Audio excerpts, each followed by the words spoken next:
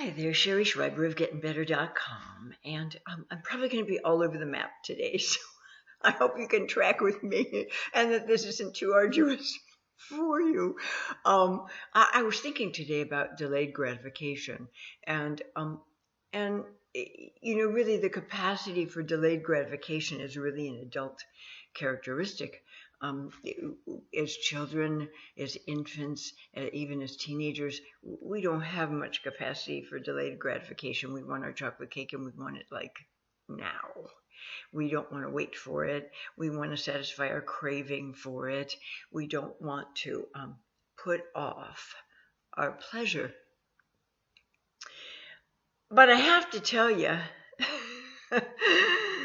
from my own very recent experience, I find myself going, okay, Schreiber, you really want to work on your new project of helping people heal from their relationship disaster with somebody who has BPD. And I find that I'm not real inspired to go there a lot of days. So instead, I get inspired to write things on my Facebook feed that will hopefully have people thinking more deeply about various issues pertaining to themselves, pertaining to life, pertaining to love. It's just, I don't think all the time. I like it when my mind is blank and I'm just out in my backyard digging in my garden. I'm not, contrary to what a lot of you might think, a compulsive thinker. It's just not who I am. And in fact, I, I like spending most of my time out of my mind. You should pardon the expression.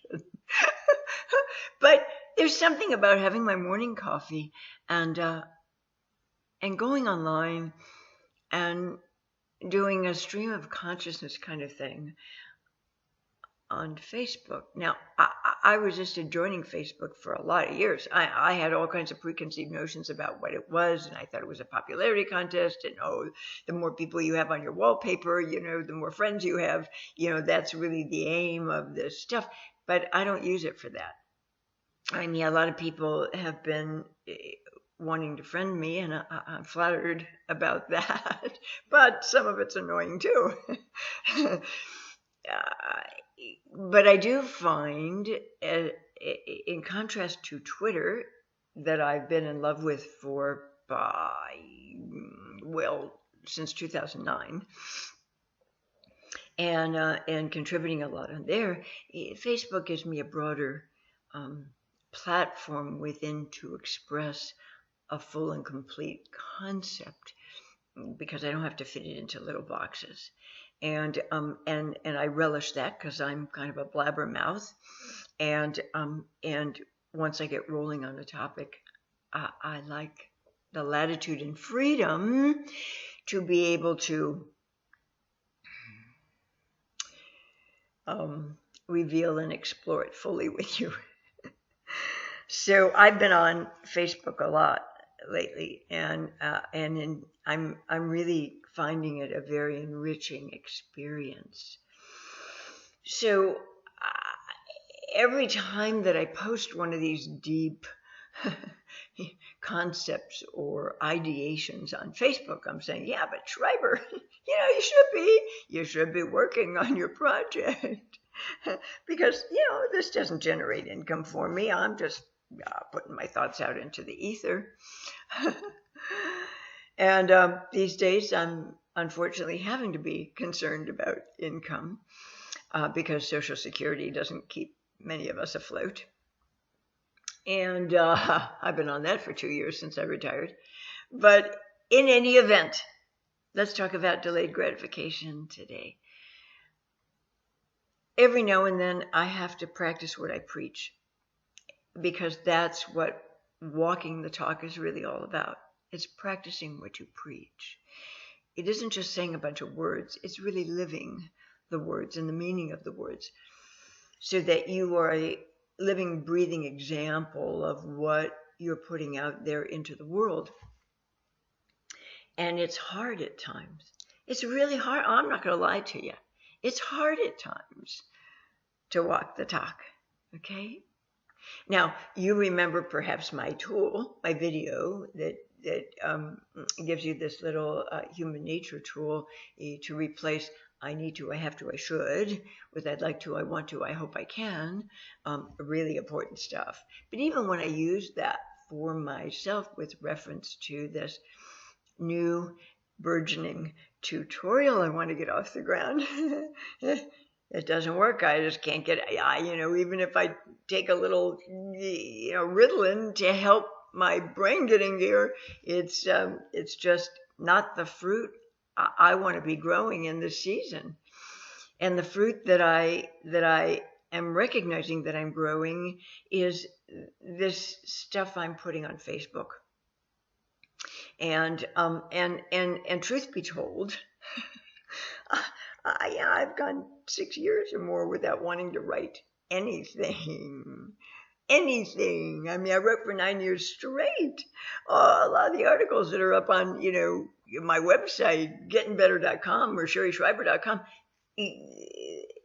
I'd start early in the morning writing about something, maybe borderline personality disorder or bipolar disorder or ADD or whatever it was. And before I knew it, it was dark outside. It was nighttime. And I hadn't gotten up to eat or taken a break or anything. I just was like so impassioned that I kept writing when I finally burned out. Didn't want to write anymore. And that's bound to happen to all of us. It's just bound to. Nobody can keep up that intensity, for decades at a time. So you have to take breaks in between. And I took a significant one. And now I'm finding with this Facebook venue that I'm very inspired to write again.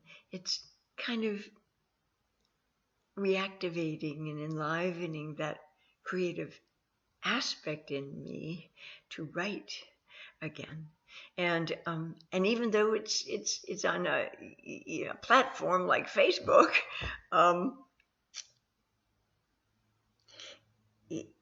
it's an outlet that I'm very much finding to be enriching to me. So for the time being, I guess I'm just going to ride that out. I'm just going to stop putting any shoulds on myself. And I'm going to just wing it and do what feels right to do and what's nourishing to my soul. And folks, every now and then we just have to give in to that. We have to gift ourselves that. I'm perhaps somewhat famous by now for saying different fruit grows in different seasons. Now, the fruit that grows in this particular season may not be as juicy and flavorful as you want it to be, but it's still nourishing to your development. So, sometimes we have to just kind of lean back a little and trust that where our energy is going is the right place for it to go in that time frame. That's the fruit that's growing in that season. Don't deny it. Don't shame yourself for it. Don't guilt yourself for it. Run with it. Play with it. Rejoice in it as best you can, because maybe 6 months, a year from now, you won't be inspired to be growing that fruit. And maybe you'll grow other fruit. But when you put a damper on your own passion, when there's something you really want to do, but you keep yourself from doing it because you think that other things are so much more important and have to take precedence in your life over that thing you really want to do, you're killing off life force within you. And my dears, you don't ever want to do this. You don't want to kill off life force within you. I've had clients that are just so incredibly talented and artistically creative folk. But, they get an idea, they get an inspiration while they're doing their 9 to 5. And they say, okay, when I get home tonight, I'm gonna tackle that. I'm going to breathe some life into that idea, that concept, whatever. But by the time they get off work at 5, 6 in the afternoon or evening, that inspiration has left them. It's gone kind of poof into the ether. It's no longer an energy, an excitement, a passion that's brewing inside of them. So what I've said is, hey, on your lunch break, diddle around with it.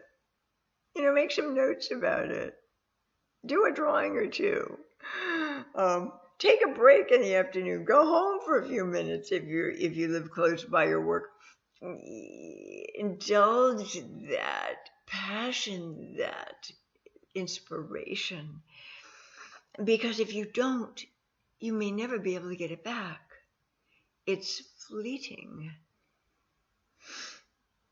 You might have heard me say in the past that passion, creative passion, artistic passion, comes from the second chakra in the body. Well, if you know anything about body chakras, you know that the second chakra is the same area. It's your lower abdomen and your lower back that houses also reproductivity and sexuality.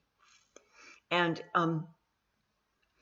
so, if we're not in a relationship and we're not expending that sexual energy, that creative passion gets to go other places. And for many of us, it does. So, try not to inhibit it, is all I'm saying to you. Try not to delay it. Try not to put it off in favor of doing what you think you're supposed to do. Because sometimes the thing we're delaying is the juice we need to do the things we think we're supposed to do. It's kind of it kind of keeps the energy alive for us enough to address the tasks we really might prioritize for ourselves, okay? In terms of income generating things or whatever. And that's all I'm really here to say today. And I hope you can take this to heart, because so many people really put off their bliss, they put off their passion, they put off their inspiration in favor of doing what they think they're supposed to do or what they should do. And this is a soul crusher for us. Okay, it really is. It's a soul crusher. Our creative passion is basically our soul having a party. Okay, it feeds the soul. It nurtures and nourishes the soul of us to express ourselves passionately and creatively. Don't delay that. Try not to put it off as best you can, okay? Because this is life force stuff. Maybe it'll be the wind beneath your wings to carry you through those other tasks that you find you're not quite as enthusiastic about starting or completing or working on. And maybe it won't be, but in the meantime, you're feeding yourself, aren't you? You're feeding your soul. You're feeding your life force. You're celebrating yourself in these marvelous ways. So I'm just dropping this in for your consideration today. Take care. God bless. Be good to yourself first. And bye for now.